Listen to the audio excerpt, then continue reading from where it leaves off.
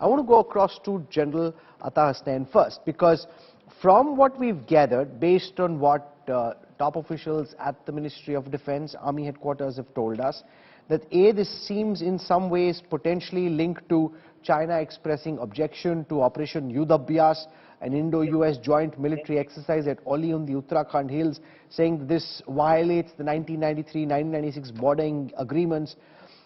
We've just started off the G20 presidency. Is this linked to larger strategic factors in your view, or was this confrontation just a tactical ground face-off between two army patrols and the kind of thing that can happen any time, or on the basis of the information available, you think the Chinese were up to no good and it's good that we've been able to repulse them? General Hasnain. Rahul, first of all, thank you for having me on this show.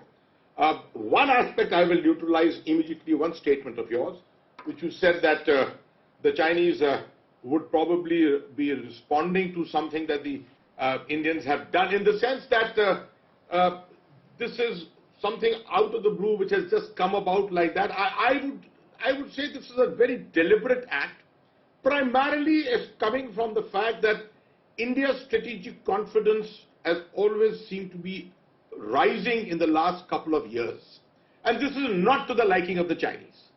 Now, after Galwan, we have seen the manner in which this whole crisis has been handled in the last 2.5 years or so. The Indian media, the Indian military, politically, in every sphere otherwise. It seems that the Chinese obviously are unhappy about it, and they consider the Indian actions as that of defiance, virtual defiance. This is something that the Chinese feel that they have the right to dominate Asia. India is the second-rate, second-best power, and they think that India will probably have to pay obeisance to them as far as the geopolitics of Asia are concerned. Now, Yudhabhyas particularly sent home this message that India was not willing to play ball with China on this issue. This is a clear sovereignty issue.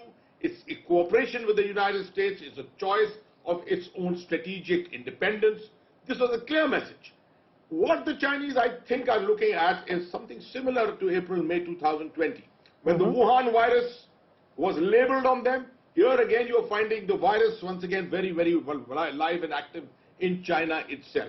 There are internal problems which are there in China. Divergence from them, moving away from them, taking attention away. That is also one of the intents. Let me get Andrew KP Lewing to respond to it, that there have been mass protests in multiple cities across China.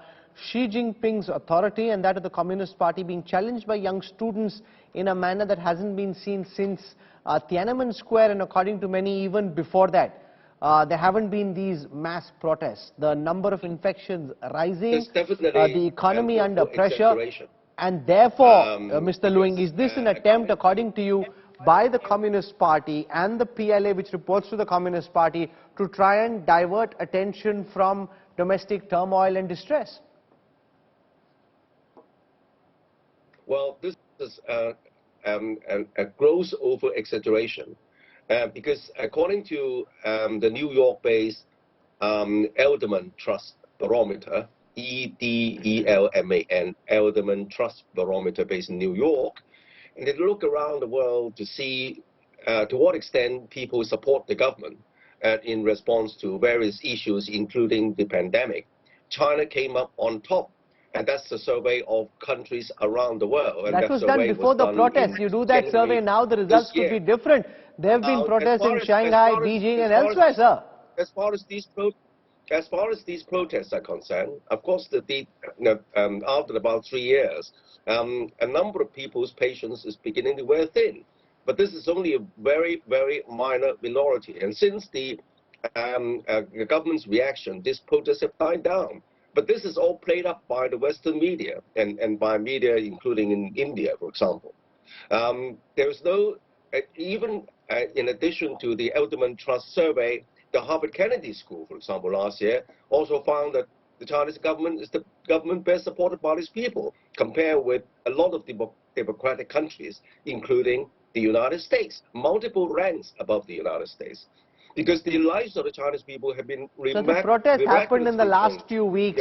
You're talking about studies done much earlier, which are quite tangential to what's happening on the ground. Was this an attempt by the Chinese army to divert tensions from domestic problems, Mr. Louis?